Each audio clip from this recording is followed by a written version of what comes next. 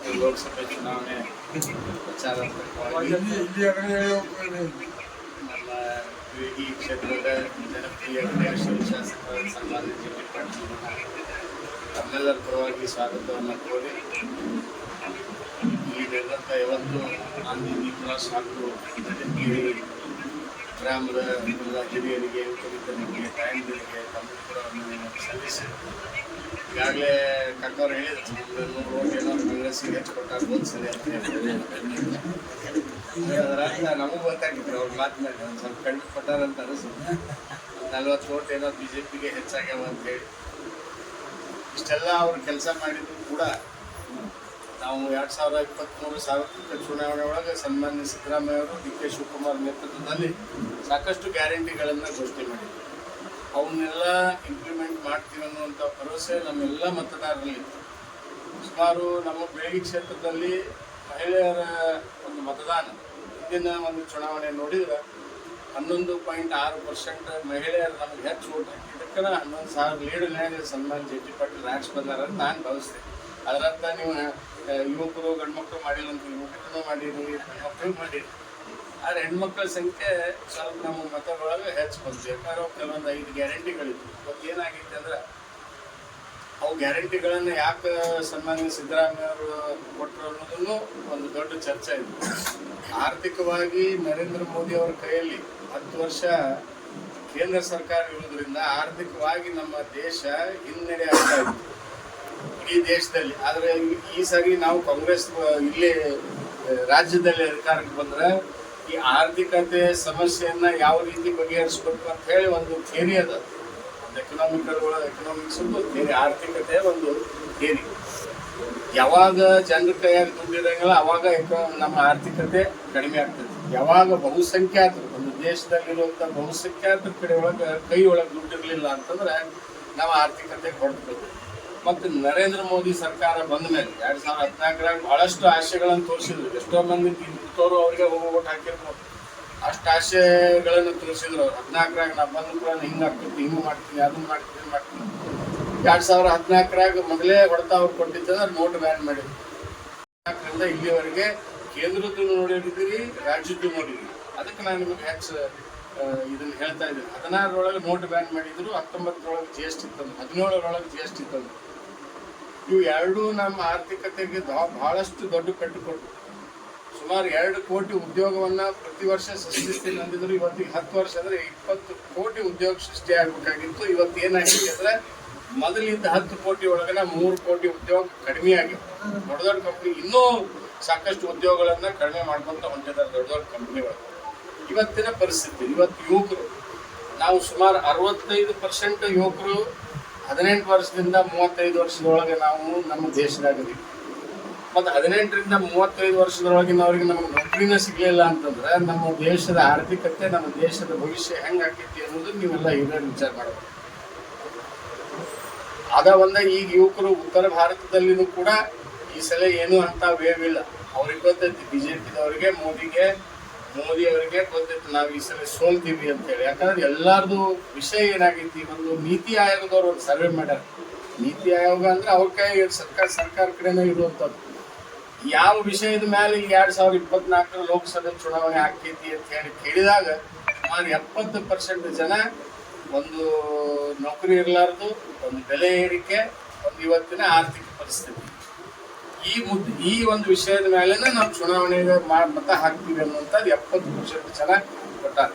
ಅಂದ್ರೆ ಇದರ ಅರ್ಥ ಮೋದಿ ಸರ್ಕಾರ ಹೋಗ್ತೈತಿ ಅನ್ನೋದ್ರ ಅರ್ಥ. ಯಾಕಂದ್ರೆ 70% ಮಂದಿ ಈ ವಿಷಯದ ಮೇಲೆ ಅವ್ರಿಗೆ ಮತ ಹಾಕ್ತೀನಿ ಅಂತಂದ್ರೆ ಅವ್ರಿಗೆ 10 ವರ್ಷದಾಗ ಏನೂ ಮಾಡಿಲ್ಲ ಅಂದ್ರೆ ಅವ್ರ ವಿರೋಧವಾಗಿ ನಾವು ಮತ ಹಾಕ್ತಾರ ಅಂತನ್ನುವಂಥ ಒಂದು ಸಂಕೇತ. ಮೊನ್ನೆ ನಡೆದ ಮೊದಲೇ ಫೇಸಿನ ಚುನಾವಣೆ ಒಳಗೆ 102 ಕ್ಷೇತ್ರಕ್ಕೆ ಚುನಾವಣೆ ಆದ. ಅದರೊಳಗೆ ಆಗಿರುವಂಥ ವೋಟಿಂಗ್ ಪರ್ಸೆಂಟೇಜ್ ನೋಡಿದ್ರೆ 100ರೊಳಗೆ ನನಗನ್ಸೋ ಮಟ್ಟಿಗೆ 10-20 ಮೋದಿ ಅವ್ರಿಗೆ ಬರೋದಿಲ್ಲ ಅನ್ನೋದು ಭಾಳ ಸ್ಪಷ್ಟ ಆಗೈತಿ ಇದು ಭಾರತ ದೇಶದಾಗ. ಅದಕ್ಕೆ ಅವ್ರು ಇವತ್ತೇನು ಹೆಂಗೆ ನಮ್ಮನ್ನೆಲ್ಲ ಮಾಡಕತ್ತಾರೆ ಅಂದರೆ ಒಂದು ಹಿಂದೂ ಮುಸ್ಲಿಂ ಅಂತ ಹೇಳಿ ತೊಗೊಂಬಂದು ಮೊದಲೆಲ್ಲ ಬರೋಬ್ಬರಿ ಮಾತಾಡಿದ್ರು. ಉತ್ತರ ಪ್ರದೇಶ ಅವ್ರ ಭಾಷಣ ಹೆಂಗಿರ್ತಾವ ಮೋದಿ ಅವ್ರು ಅಂದ್ರೆ ನಿಮಗೊಂದು ಬೇರೆ ಹೇಳ್ತಾರೆ, ನನಗೊಂದು ಬೇರೆ ಹೇಳ್ತಾರೆ, ಮುಸಲ್ಮಾನರಿಗೆ ಒಂದು ಬೇರೆ ಹೇಳ್ತಾರೆ, ಹಿಂದೂಗಳಿಗೆ ಒಂದು ಬೇರೆ ಹೇಳ್ತಾರೆ. ಉತ್ತರ ಪ್ರದೇಶದಾಗ ಹೋದ್ಕೊಳ್ಳೋದು ಏನಂದ್ರು ಭಾರಿ ಆಡಿದ್ದ, ಅದಕ್ಕೆ ನಮ್ಗೆ ಓಟ್ ಕೊಡ್ರಿ. ಟಿಕೆಟ್ ಅವ ಆಡಿದವ, ಅವನಿಗೆ ಅರ್ಜುನ್ ಪ್ರಶಸ್ತಿ ಕೊಟ್ಟಾರ, ಅವ್ರ ಓಟ್ ನನಗೆ ಕೊಡ್ರಿ. ಅದ್ರ ಬದಲಿ ನಾವು ಸನ್ಮಾನ್ಯ ಜೆ ಪಿ ಪಾಟೀಲ್ರಾಗ್ಲಿ ನಮ್ಮ ಕಾಂಗ್ರೆಸ್ ಪಕ್ಷದವ್ರು ನಾವು ಯಾವಾಗ ಚುನಾವಣೆಗೆ ಹೋದ್ರೆ ನಾವು ಇಷ್ಟು ಕೆಲಸ ಮಾಡೀವಿ, ಇಷ್ಟು ಯೋಜನೆ ನಾವು ಕೊಟ್ಟಿವಿ, ಇಷ್ಟು ಕೆಲಸ ಮಾಡೀವಿ ಅಂತ ಹೇಳಿ ನಿಮ್ಗೆ ಮತ್ತೆ ಕೇಳ್ತೀವಿ. ಅದನ್ನು ಮೋದಿ ಅವರು ಅದನ್ನ ನಾ ಕೆಲಸ ಮಾಡಿ 10 ವರ್ಷದಾಗ ಅಂತ ಹೇಳಿ ಎಲ್ಲೂ ಹೇಳಿಲ್ಲ, ಯಾವ ಭಾಷೆಗಾಗೂ ಹೇಳಿಲ್ಲ. ನೀವು ಇದನ್ನು ವಿಚಾರ ಮಾಡಬೇಕು. ಭಾಳ ಗಂಭೀರವಾದಂಥ ಪರಿಸ್ಥಿತಿ ನಮ್ಮ ದೇಶ ನಾವು ಎದುರಿಸ್ತಾ ಇದ್ದೀವಿ. ಬರೀ ಒಂದು ಹಿಂದುತ್ವದ ಮೇಲೆ ನಾವು ಮತ ಹಾಕೊಂಡು ಹೋದ್ವಿ ಅಂದ್ರೆ ಏನು ಅವ್ರು ಕೇಳಿದ್ರೆ ಏನು ಹೇಳ್ತಾರೆ, ಒಂದು 370 ಆರ್ಟಿಕಲ್ ತೆಗೆದಿವಿ. ಕಾಶ್ಮೀರ ನಮ್ಗೆ ಏನು ಉಪಯೋಗ ಆಗ್ತೈತಿ? ಕಾಶ್ಮೀರ ಇಡೀ ದೇಶದ ಐತಿ. ನೀವು ಮೊದಲು ನಮ್ಮ ದೇಶದ ಕಾಶ್ಮೀರ, ಈಗೂ ನಮ್ಮ ದೇಶದ, ಮುಂದೂ ನಮ್ದ ದೇಶ ಕಾಶ್ಮೀರ. ಅದನ್ನ ಬಿಟ್ಟ ಮೇಲೆ ರಾಮ ಮಂದಿರ ಕಟ್ಟಿದೆ ಅಂತ. ರಾಮ ಮಂದಿರ ಇವ್ರು ಕಟ್ಟಿಲ್ಲ, ಇವರು ಪ್ರಾಣ ಪ್ರತಿಷ್ಠಾಪನೆ ಮಾಡ್ಯಾರ. ಅದನ್ನ ಬಿಜೆಪಿ ಇವೆಂಟ್ ಮಾಡ್ಯಾರ. ರಾಮ ಮಂದಿರ ಕಟ್ಬೇಕಾದ್ರೆ ಸುಪ್ರೀಂ ಕೋರ್ಟ್ ಆರ್ಡರ್ ಆದ್ಮೇಲೆ ಸುಪ್ರೀಂ ಕೋರ್ಟ್ ಅದಕ್ಕಾದಂತ ಒಂದು ಟ್ರಸ್ಟ್ ಐತಿ, ರಾಮ ಮಂದಿರ ಟ್ರಸ್ಟ್, ಅವ್ರು ಕಟ್ಟಿದ್ರು. ಅದನ್ನ ಇಲೆಕ್ಷನ್ಕಿನ್ನ ಮುಂಚೆ ಅದನ್ನ ಹೆಂಗ್ ಉಪಯೋಗ ತಗೋಬೇಕಂತ ಇನ್ನ ಗುಡಿ ಕಟ್ಟೇ ಇಲ್ಲ, ಇನ್ನ ಗೊಬ್ಬರನ ಇಲ್ಲ. ಆದ್ರೂ ಬಡ ಇವ್ರು ನಾನ ಮಾಡೀನಿ ಅನ್ನೋರುತ್ತೆ, ರಾಮನ್ ನಾನ ಕರ್ಕೊಂಡ್ ಬಂದೀನಿ ಅನ್ನೋರುತ್ತೆ. ಅವ್ರು ಬಿಜೆಪಿ ಒಳಗೆ ಪೋಸ್ಟ್ ಇರ್ತಾವ, ರಾಮನ್ ನಾವು ಕರ್ಕೊಂಡ್ ಬರಕಾಗ್ತಿದ್ದೇನೆ, ರಾಮ್ ನಮ್ಮನ್ ಕರ್ಕೊಂಡ್ ಬಂದಾನ ಭೂಮಿ ಮೇಲೆ. ಇವ್ರು ಹೇಳೋದು ಪ್ರಧಾನಮಂತ್ರಿಗಳ ಭಾಷಣ ಮಾಡೋದು ನೋಡಿದ್ರೆ ಆ ರಾಮ ಮಂದಿರ ಪ್ರತಿಷ್ಠಾಪನೆ ಆದ್ಮೇಲೆ ಹೇಳ್ತಿದ್ರು, ರಾಮ ಗುಡಿಸಲ್ದಾಗಿದ್ದ, ಅವನ್ ತೊಗೊಂಬಂದ್ ನಾವು ಗುಡಿಯಾಗ ಕುಂದಿಸ್ಕೊಳ್ತಾರ. ಈ ಜಗತ್ತಿನ ಸೃಷ್ಟಿಯಾಗಿದ್ದ ರಾಮನಿಂದ, ನಾವು ಭಕ್ತಿಲಿರುವಂತ ಪರಮಾತ್ಮನಿಂದ, ನಾವು ಅವನಿಗೆ ಮನೆ ಕಟ್ಟಿಕೊಡುವಂತ ಶಕ್ತಿ ನಮ್ಮ ಕಡೆ ನಿಮ್ಮ ಕಡೆ ಎಲ್ಲಿಂದ ಬರ್ತದೆ? ಅವ ನಮಗೆ ಬದುಕಿಸಾನ ಅಂತ ಹೇಳಿ ನಾವು ಇಲ್ಲಿ ಹುಟ್ಟಿ ಬಾಳಾಗ್ತೀವಿ. ಇವ್ರು ಅಂದ್ರೆ ರಾಮನ್ಕಿನ ಮೇಲೆ ಇವರ ರಾಮನ್ ಕರ್ಕೊಂಡ್ ಬಂದಾರ ಅನ್ನೋ ರೀತಿ ಮಾತಾಡ್ತಾರೆ. ಅಂದ್ರೆ ಅವ್ರ ಅರ್ಥ ಏನಂದ್ರೆ ಬರೀ ರಾಮ ಮಂದಿರ, ಹಿಂದೂ ಮುಸ್ಲಿಮರ್. ಮೊದಲೇ ಹಂತದ ಚುನಾವಣೆ ಆದ್ಮೇಲೆ ಅವ್ರಿಗೆ ಗೊತ್ತಾಯ್ತು ನಾವು ಸೋಲ್ತೀವಿ ಅಂದ್ಕೂಲನ ಮುಸಲ್ಮಾನರು ಬಯಕ್ ಚಾಲು ಮಾಡಿ ಅವ್ರ ತಂತ್ರಗೆ, ಅವ್ರ ರಣತಂತ್ರ. ಈ ಹಿಂದೂ ಮುಸ್ಲಿಂ ಮಾಡಿದ್ರೆ ಹಿಂದೂ ವೋಟರ್ ಉಳಿತಾವ, ನಮ್ಗೆ ಗಟ್ಟಿಯಾಗಿ ಉಳಿತಾವ ಅನ್ನೋದು ಒಂದೇ ಕಾರಣಕ್ಕೆ ಮಾಡ್ತಾರೆ. ಇವತ್ತು ಹಿಂದೂಗಳಿಗೂ ಸಾಕಷ್ಟು ತಿಳುವಳಿಕೆ ಬಂದ 14ರಾಗ 19ರಾಗ ಹಾಕಿರ್ಬೋದು, ಬಟ್ ಅದ್ರೊಳಗೆ ಎಷ್ಟೋ ಮಂದಿಗೆ ಬದಲಾಗ್ಯಾರ. ಇವರು ಬರೇ ಮಾತಾಡ್ಕೊಂಡು ಮುಂದೆ ಕರಪ್ಷನ್ ಮಾಡ್ತೀನಿ. 2014ರಾಗ ಕಾಂಗ್ರೆಸ್ದವ್ರು ಎಷ್ಟು ರೊಕ್ಕ ಇಟ್ಟಾರ ಸ್ವಿಸ್ ಬ್ಯಾಂಕ್ನಾಗ ಅಂತಂದ್ರೆ, ಅದನ್ನ ತಂದಿವಪ್ಪ ಅಂತಂದ್ರೆ ಪ್ರತಿಯೊಬ್ಬರಿಗೂ 15 ಲಕ್ಷ ಕೊಟ್ಟು ಮತ್ತೆ ನಾವು ಇಡೀ ದೇಶದ ಅಭಿವೃದ್ಧಿ ಮಾಡಬಹುದು ಅನ್ನೋಂಥ ಕನಸನ್ನ ಮೋದಿ ಅವರು ತೋರಿಸಿದ್ರು. ಬಂಗಾರ ನೆಹರೂನ್ ಬೈಲಿಲ್ಲ ಅಂದ್ರೆ ಅವ್ರು ಊಟನ ಹಜಮ್ ಆಗ್ಬೇಕಾಗ್ತದೆ. ಬರೇ ಬೈದು ನಾ ಏನು ಕೆಲಸ ಮಾಡಿದೆ ಅನ್ನೋದು ಹೇಳ್ಬೇಕು. ಹೊರತಾಗಿ ವಿರೋಧ ಪಕ್ಷದವ್ರು ಬೈಕೋತ್ ಹೋಗಿ ನಾವು ನೋಡ್ಕೊತೀವಿ ಅಂದ್ರೆ ಇದು ನಮ್ಮ ಪ್ರಜಾಪ್ರಭುತ್ವ ವ್ಯವಸ್ಥೆದಾಗ ಸರಿ ಅಲ್ಲ ಅನ್ನೋದು ಎಲ್ಲ. ನೀವೆಲ್ಲ ಹಿರಿಯರಿದ್ದೀರಿ, ನಿಮ್ಗೆ ರಾಜಕೀಯ ನನಗಿನ ಒಂದು 20 ವರ್ಷ 30 ವರ್ಷ ಸ್ವತಂತ್ರ ಹೋರಾಟದ ಹಿಡ್ಕೊಂಡು ನೀವೆಲ್ಲ ಕಲಿತು ನೋಡ್ಕೊಂಡು ಬಂದವ್ರಿದ್ದೀವಿ. ಸ್ವತಂತ್ರ ಸಿಗಬೇಕಾದ್ರೆ ಸುಮಾರು 14 ಲಕ್ಷ ಕಾಂಗ್ರೆಸ್ಸಿಗರು ತಮ್ಮ ಜೀವ ಕೊಟ್ಟಾರ, ಬಲಿದಾನ ಕೊಟ್ಟಾರ ಸ್ವತಂತ್ರ ಸಿಗಬೇಕಾದ್ರೆ. ಒಬ್ರು RSS ದವರು BJP ಅವ್ರು ಬಲಿದಾನ ಕೊಟ್ಟಿಲ್ಲ, ಒಬ್ರು RSS ದವ್ರು ನಮ್ಮ ಸ್ವತಂತ್ರ ಹೋರಾಟ ಮಾಡಿಲ್ಲ. ಇವತ್ತು ಸಾವರ್ಕರ್ ಅವರು ಬಹಳ ದೊಡ್ಡ ವ್ಯಕ್ತಿ, ಗಾಂಧೀಜಿಗಿನ್ನ ಬಹಳ ಅಂತ ಹೇಳಿ ತೋರಿಸ್ತಾರೆ. ಅವರು ಸಾವರ್ಕರ್ ಅವ್ರ ಇತಿಹಾಸ ತೆಗೆದು ನೋಡಿದ್ರಪ್ಪ ಅಂತಂದ್ರೆ ಬ್ರಿಟಿಷರಿಗೆ 10 ಮಾಫಿನಾಮ ಬರೆದು ನನಗೆ ಹೊರಗೆ ಬಿಡ್ರಿ, ನಾನು ನಿಮ್ಮ ಪರವಾಗಿ ಕೆಲಸ ಮಾಡಿದಂತ 10 ಅಲ್ಲೇ ಜೈಲ್ನಾಗ ಬರ್ತಿದ್ರು. ಇವತ್ತು ಕೆಲವೊಂದು ಪುಂಡ್ರ ಇವಾಗ BJP ಒಳಗೆ ಹೆಂಗಾಗಿತ್ತಂದ್ರೆ ಅವ್ರಿಗೆ ಒಳ್ಳೆಯ ಲೀಡರು, ಸಮಾಜದ ಕೆಲಸ ಮಾಡೋ ಲೀಡರ್ ಬೇಕಾಗಿಲ್ಲ. ಸಿನಿಮಾ ತಾರೆಯರು ಯಾರು ಮೋದಿನ ಹೊಗಳ್ತಾರ ಅವ್ರಿಗೆ ಟಿಕೆಟ್ ಕೊಡೋದು, ಯಾರು ಮುಸಲ್ಮಾನರು ಬೈತಾರ ಅವ್ರಿಗೆ ಟಿಕೆಟ್ ಕೊಡೋದು, ಯಾರು ನಮ್ಮ ದೇಶದ ವಿರುದ್ಧ ಮಾತಾಡ್ತಿರ್ತಾರ, ಸನಾತನಿ ಧರ್ಮಗಳಂತಾರ ಅದನ್ನ ಮಾತಾಡ್ತಾರ ಅವ್ರಿಗೆ ಟಿಕೆಟ್ ಕೊಡೋದು. ಮತ್ತೆ ಅರ್ಧಕ್ಕರ್ಧ ನಮ್ಮ ಕಾಂಗ್ರೆಸ್ದವ್ರು ಅದಾರ. ಯಾರ್ಯಾರ ಭ್ರಷ್ಟಾಚಾರಿಗಳು ಅಂದಿದ್ರು ಮುಂಜಾನೆ ಭ್ರಷ್ಟಾಚಾರಿ ಅಂತ ಹೇಳಿ ದೊಡ್ಡ ಭಾಷಣ ಮಾಡ್ತಾರೆ, ಸಂಜೆ ಮುಂದೆ ಅವ್ರನ್ನ ಪಾರ್ಟಿ ಕರ್ಕೊಂಡು ನೀವು ಬಂದಿದ್ದು ನಮಗೆ ಭಾಳ ದೊಡ್ಡ ಶಕ್ತಿ ಬಂದೈತೆ ಅಂತ ಹೇಳ್ತಾರೆ ಮೋದಿಯವರು. ಅವ್ರ ಕಡೆ ಅದು ವಾಷಿಂಗ್ ಮಷಿನ್ ಐತೆ ಒಂದು ಹೊಸ. ನಾ ಭ್ರಷ್ಟಾಚಾರ ನಾ ಕಾಂಗ್ರೆಸ್ನಾಗಿದ್ನ, ನಾ ಅದ್ರಾಗ ಹಾಕಿ ಹೋಗ್ಬಿಟ್ರೆ ಸ್ವಚ್ಛ ಆಗ್ಬಿಡ್ತೀನಿ, ಅಗದಿ ಬೆಸ್ಟ್ ಮನುಷ್ಯ ಅಂತ ಹೇಳ್ಕೊಂಡ್ಬಿಡ್ತಾರ. ಮುಂದೆ Nirmala washing machine, Modi washing machine, Modi washing powder, Nirmala washing machine. Nirmala Sitaram ಅಂತೂ ಸ್ವಚ್ಛ ಹೇಳ್ಬಿಟ್ರು ಅವ್ರು ಇಂಟರ್ವ್ಯೂನ್ಯಾಗ. ಯಾರು ಭ್ರಷ್ಟ ಬಂದ್ರು ತೊಗೊಂತೀವಿ, ಯಾರು ಬಂದ್ರು ನಾವು ಪಾರ್ಟಿಗೆ ತೋತೀವಿ ಅಂತ ಹೇಳ್ಬಿಟ್ರು. ಇಂಥ ಏನು ಹೇಳ್ತೀವಿ ನನಗೆ ರಾಜಕಾರಣ ತಿಳ್ಕೊಳಕಂತ ಹೆಚ್ಚು ಕಡಿಮೆ ಒಂದು 30 ವರ್ಷ ಆಯ್ತು. 30 ವರ್ಷದಾಗ ಇಂಥ ಕೆಟ್ಟ ರಾಜಕಾರಣ, ಇಂಥ ಒಬ್ಬರು ಪ್ರಧಾನಿಯನ್ನ ಎಲ್ಲೂ ಇದನ್ನು ಮೀರಿ ಬಂದು ಹೇಳಿದ್ರು. ಕಾಂಗ್ರೆಸ್ ಅಧಿಕಾರಕ್ಕೆ ಬಂದ್ರೆ ಹೆಣ್ಮಕ್ಳು ಮಂಗಲಸೂತ್ರ ಎಲ್ಲ ತಗೊಂಡು ಮುಸಲ್ಮಾನರಿಗೆ ಹಂಚಿ ಬಿಡ್ತಾರೆ. ಒಂದ್ ಕಡೆ ಮುಸಲ್ಮಾನರಿಗೆ ಅಂದ್ರೆ ಒಂದ್ ಕಡೆ ಯಾರಿಗೆ ಹಚ್ಚ ಮಕ್ಳು ಇರ್ತಾವ ಅವ್ರಿಗೆ ಹಚ್ತಾರ.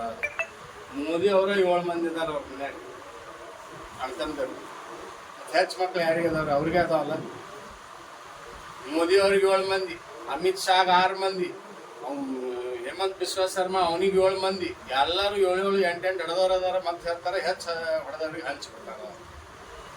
ಅಂದ್ರೆ ಅವ್ರ ಅರ್ಥ ಮುಸಲ್ಮಾನರಿಗೆ ಹಂಚ್ತಾರ. 70 ವರ್ಷದ ರಾಜಕಾರಣದಾಗ 55 ವರ್ಷ ಕಾಂಗ್ರೆಸ್ ಅಧಿಕಾರದಾಗ ಅದ ನಮ್ಮ ಕೇಂದ್ರದಾಗ. ಯಾರ ಬಡವ್ರ ಆಸ್ತಿಗೆ ಬಡವ್ರು ಒಂದು ಪೈಸಾಕ್ಕೆ ಕಾಂಗ್ರೆಸ್ ಕೈ ಹಾಕಿದ್ರು ಹೇಳ್ರಿ, ಇವತ್ತು ನಾವು ರಾಜಕೀಯ ಬಿಟ್ಟುಬಿಡ್ತೀವಿ.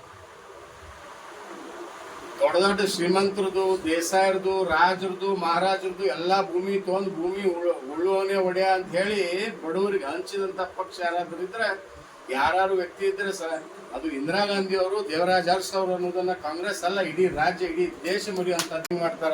ಒಂದು ಪುಸ್ತಕದಾಗ ನಾವು ಓದಿದ್ವಿ, ಹಿಟ್ಲರ್ ಕೈಯಾಗ ಕೋಳಿ ಹಿಡ್ಕೊಂಡು ಹೋಗ್ತಿರ್ತಾನಂತ. ಅವನು ಸಂಸದದಾಗ ಹೋಗ್ಬೇಕಾರೆ ಕೋಳಿದ್ ಒಂದೊಂದ ಪುಚ್ಚ ಕಿತ್ಕಿ ತೆಗಿತಿರ್ತಾನ, ಒದ್ದಾಡ್ತಿರ್ತದ ಕೋಳಿ. ಎಲ್ಲರೂ ಏನಪ್ಪ ಹಿಂಗ್ಯಾಕ್ ಮಾಡಾಕತ್ತಾರ ಇವತ್ತು, ಒಂದೊಂದು ಪುಚ್ಚ ಕಿತ್ಕಿ ಎಲ್ಲ ಪುಚ್ಚ ಹಾರಕ್ಕೆ ಹೋಗ್ತಾವ. ಕೇಳ್ತಾರಂತ, ಯಾಕ್ರಿ ಅದ್ರದ್ದು ಯಾಕೆ ಪುಚ್ಚ ಕಿತ್ತಾಗತ್ತೀರಿ ಅಂತ ಹೇಳಿ. ತಡಿ ನೋಡಂತೆ ಕೆಳಗೆ ಒಗದಾನ ಕಿಸ್ದಾಗ ಕೈ ಹಾಕಿ ಒಂದಿಷ್ಟು ಜೋಳ ಒಗಿತಾನ. ಅದು ತನ್ನೂ ಎಲ್ಲ ಮರೆತು ಆ ಜೋಳ ತಿನ್ನಕ್ಕೆ ಬಿಡಾಡ್ತಿತ್ತು ಕೋಳಿ. ಹಂಗೆ ನಮ್ಮ ದೇಶದ ಪರಿಸ್ಥಿತಿ ಮಾಡಿರ್ತಾರ. ಹಿಟ್ಲರ್ ಅವಾಗ ಹಂಗೆ ಮಾಡಿದ್ದ, ಇವತ್ತು ಹಂಗ ಅಂದ್ರೆ ಅವ್ ಕೊಟ್ಟು ತಿನ್ಬೇಕಪ್ಪ, ಇಲ್ಲಾಂದ್ರೆ ಅವ್ನ ವಿರುದ್ಧ ಮಾತಾಡೋಂಗಿಲ್ಲ ಅಂತ ಹೋಗ್ಬಿಡ್ಬೇಕು ನಾವು. ಅಷ್ಟು ಒಂದು ಆತಂಕವನ್ನ ಸೃಷ್ಟಿ ಮಾಡಿ ಹೋಗ್ಬಿಡ್ತಾರ. ಇನ್ನೇನಾರು ಬಂದ್ರು ನಾವು ಕೊಡ್ತೀವಿ, ಮುಸಲ್ಮಾನರಿಗೆ ಕೊಡ್ತೀವಿ. ಏನು ಒಬ್ಬ ಪ್ರಧಾನಮಂತ್ರಿ ಇಂಥ ದೊಡ್ಡ ಪ್ರಜಾಪ್ರಭುತ್ವ, ಇಡೀ ಜಗತ್ತಿನಲ್ಲಿ ದೊಡ್ಡದಾದಂಥ ಪ್ರಜಾಪ್ರಭುತ್ವ ದೇಶದ 140 ಕೋಟಿ ಜನಸಂಖ್ಯೆ ಇರುವಂಥ ಪ್ರಜಾಪ್ರಭುತ್ವ ದೇಶದ ಪ್ರಧಾನಿಯಾಗಿ 10 ವರ್ಷದ ಅನುಭವ ಇಟ್ಕೊಂಡು ಹೆಣ್ಮಕ್ಳದ್ದು ಮಂಗಲಸೂತ್ರ ಕಸ್ಕೊಂತಾರೆ, ಹೆಣ್ಮಕ್ಳು ತಾಳಿ ಕಸ್ಕೊತಾರೆ, ಇಂಥವೆಲ್ಲ ಮಾತಾಡುವಂಥದ್ದು ಒಬ್ಬ ಪ್ರಧಾನಿ ಅದ. ನನಗನ್ಸೋ ಮಟ್ಟಿಗೆ ಮುನ್ಸಿಪಾಲಿಟಿ ಅಧ್ಯಕ್ಷ ಆಗೋಕ್ಕೂ ಯೋಗ್ಯ ಇಲ್ಲ ಅಂತೇಳಿ ನನ್ನ ಭಾವನೆ. ಕೀಳು ಮಟ್ಟದ ರಾಜಕಾರಣ ಮಾಡಿ ವಾಜಪೇಯಿ ಅವರಿದ್ದರು, ನಾವು ಇವತ್ತಿಗೂ ಗೌರವ ಕೊಡ್ತೀವಿ. ವಾಜಪೇಯಿ ಅವರು ಹೆಂಗೆ ಅವ್ರು ರಾಜಧರ್ಮ, ಅವ್ರ ಅಧಿಕಾರದಾಗಿದ್ದಾಗ ಎಲ್ಲಾರನ್ನೂ ಸಬ್ಕಾ ಸಾಥ್ ಸಬ್ಕಾ ವಿಕಾಸ್ ಅಂತೇಳಿ ಎಲ್ಲರೂ ಕೂಡ ಹೋದವ್ರು. ಇವರು ಮೋದಿ ಅವ್ರದ್ದು ಒಂದು ಸ್ಟೈಲ್ ಇದೆ, ಏನು ಹೇಳ್ತಾರೆ ಅದ್ರ ವಿರುದ್ಧ ಮಾಡ್ತಾರೆ. ಸಬ್ಕಾ ಸಾಥ್ ಸಬ್ಕಾ ವಿಕಾಸ್ ಅಂದ್ರೆ ಮುಗಿತದ, ನಿಮ್ಮ ಕತೆ ಬಗೆಹರಿದಂಗೆ. ಬರೇ ಅದಾನಿ ಕಾ ಸಾಥ್ ಅದಾನಿ ಕಾ ವಿಶ್ವಾಸ ಸಬ್ ವಿಶ್ವಾಸ ಅಲ್ಲೇ ಎಲ್ಲ ಅವ್ರಿಗೆ ನಮಗೆ ಮಾಡೋದಿಲ್ಲ. ಆದ್ರೆ ಮಂದಿಗೆ ಹೆಂಗೆ ಹೇಳ್ತಾರೆ, ನಿಮ್ಮ ಬಗ್ಗೆ ನಮ್ಗೆ ಭಾಳ ಕಾಳಜಿ, ನಿಮ್ಮ ಬಗ್ಗೆ ನಾನು ಜೀವನೂ ಕೊಡ್ತೀನಿ. ಏನು ಮಾಡ್ತಾರೆ, ಒಂದರ ಕೆಲಸ ಆಗ್ಬೇಕು, ಒಂದರ ನೀರಾವರಿ ಯೋಜನೆ ಯಾವ್ದಾರು ಒಂದು ರಾಜ್ಯದಾಗ ಏನಾರ ರೈತರ ಬಗ್ಗೆ ಕಾಳಜಿ, ರೈತರಿಗೆ ಸಿಗುವಂಥ ಸಬ್ಸಿಡಿ ಸದಕ್ಕೆ ತೆಗೆದು DAP ಗೊಬ್ಬರ 400 ರೂಪಾಯಿಗೆ ಸಿಗ್ತದೆ, 1600 1700 ರೂಪಾಯಿ. ಎಲ್ಲರ ಮೇಲೆ GST, ಸಲಕರಣೆಗಳೆಲ್ಲ ಸಬ್ಸಿಡಿ ಒಳಗೆ ಸಿಗ್ತದೆ, ಅದನ್ನು ತೆಗೆದು ಹಾಕ್ತದೆ. ರೈತರು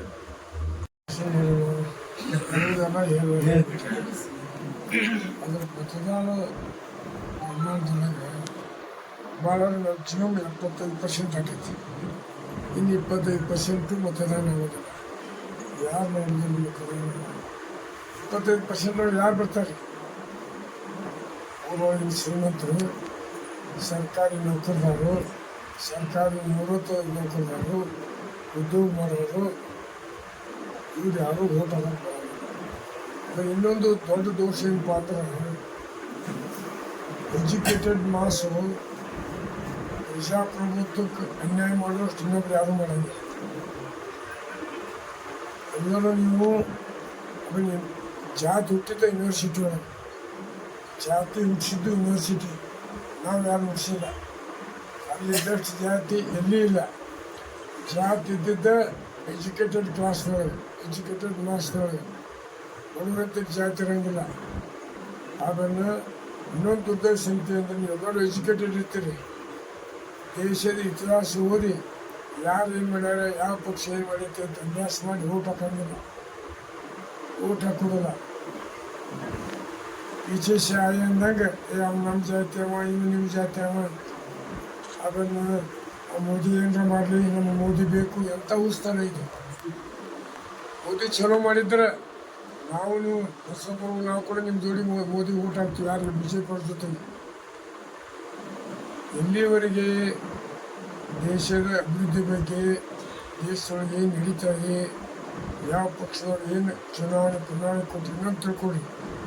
ಚುನಾವಣೆ ಪ್ರಣಾಳಿಕೆ ಅಂದರೆ ಅದು ಧರ್ಮಗ್ರಂಥ ಇದ್ದಾಗ ಆ ಪಕ್ಷಕ್ಕೆ.